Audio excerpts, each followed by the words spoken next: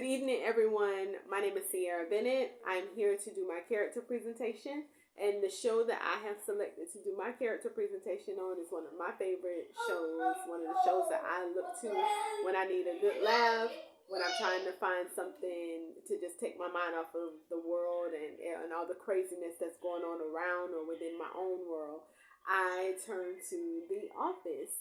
And The Office is a seemingly genuine, well-rounded cast of characters that that create this very well-written, scripted show, but in a manner that it is presented to us as a non-scripted show. And it's very funny. For those of you who are not familiar with The Office, you should definitely check it out. I wish I was technologically savvy. I would have surely put a clip into this video, but I will actually embed a link for you all to watch so you can catch some of the funny moments. So I'm gonna just go ahead and round off the characters and the role that I think that fits into the definitions that we were advised to find. So for me, of course, the major character would be Michael Scott. Michael Scott is a well-intended but not always well executed office manager. He has a really big heart. He attempts to include everyone in different scenarios that are going on.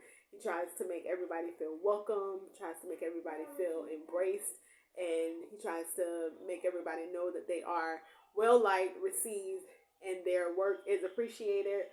But sometimes oftentimes it backfires on him, and it oftentimes results in injuries and insults.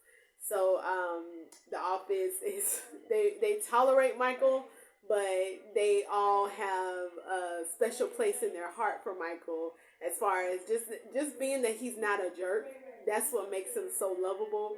But his intentions are not always. His intentions are genuine, but his intentions, the execution of them are not always. They don't always land well. So for my minor character, I chose Creed. Creed is often seemingly misplaced. He just seems to kind of like pop up and say something that's like funny, and he doesn't have a significant role in the office. But the things that he does do, the impact that he does have, it is significant. He says funny things. He introduces funny things, and his role is minor, but when you see him, he seems to be like an afterthought. When he comes out, it's like, oh, okay, there's Creed. Ha ha ha. I'm just playing, but there's Creed, and he's quite funny. So the next person who I chose was my flat character, and that for me would be Toby. Toby, he's a part of the HR staff. Michael does not like Toby. He thinks he's a little too political correct for him, and Michael likes to do things off the wall. So Toby and Michael don't jive well. But Toby doesn't intend to get on Michael's nerves. He's just doing things by the book. Toby is dry. He's seemingly boring. He seems tired all the time and aloof, but he's very professional. So if it was not for Toby in that office, who knows where the office would be. He does keep things level, and he does let Michael know when he's totally out of line, which, as I said before, Michael does not like that. Okay, so my next character, the complex character, that is going to be Mr. Dwight Schrute. Now, for those of you who are not familiar with The Office, you have to check out Dwight's role in The Office.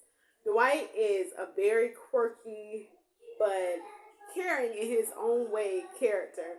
He's concerned about the safety and well-being of all of the characters, of all of the staff in the office, but he has a unique way of going about it. He doesn't seem to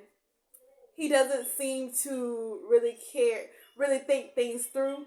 But in his mind, in his world, the way Dwight thinks, it is very well thought out, and the execution for us to see is always quite funny.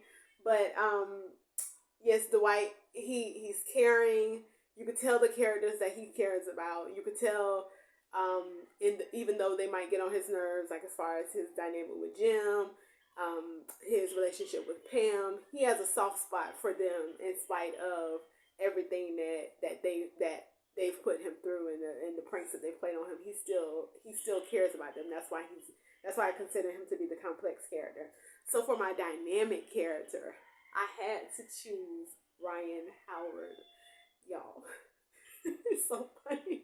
So Ryan, he started off as a temporary receptionist, and he kind of came off as Michael's flunky. Michael had him doing assistant work. Like he would come at like 5 o'clock in the morning to bring Michael a sausage biscuit, and Michael would say, well, what's that important thing? Well, I'm sorry, Ryan would say, what's that important thing you wanted me about it?" And it's like, this is it, the sausage biscuit, right? So Ryan ended up losing his job because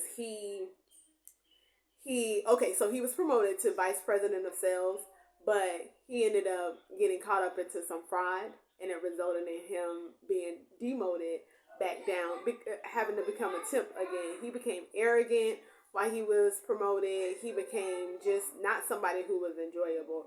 So that's why I chose him, because he went from being a flunky to being like an arrogant jerk, back down to being like a flunky again. So you got to see the dynamic role that his character played within the plot. And then finally, I'm sorry, I have my static character as Jim Halpert, mild-mannered, funny prankster without trying too hard. He provides the authors with entertainment through the pranks that he plays on everybody and the games that he comes up with, and he's just a likable guy. Everybody loves Jim, and if it was not for Jim, then it would not be, the office would not be what it is. And then finally, for my stock character, I chose Stanley Cupp. Now, he's a no-nonsense black man who takes his job very serious, but he is not there for the office shenanigans. He is not here for the meetings. He is not there for the games. He's just there to do his job, do it well, and to go home. He does not like Michael, and he lets that be known. So I characterized him as the sassy black guy, because that's actually what he was that's actually the literal term that they gave him in the show, as the sassy black guy. And I know I went over, but that's the end of my character presentation. I know I went over, but I hope I was able to keep your attention for this time. Thank y'all so much.